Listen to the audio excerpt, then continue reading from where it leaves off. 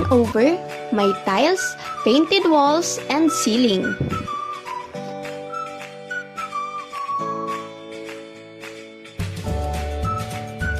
Ang kitchen ay functional at complete na.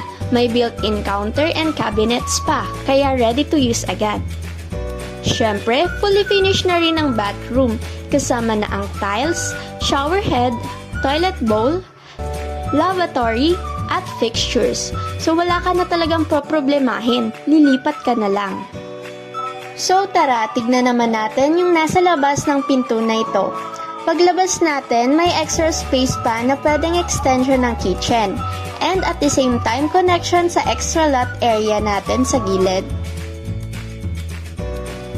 Ito yung metal na hagdanan for the first few steps. Kasama na yung steel handrail.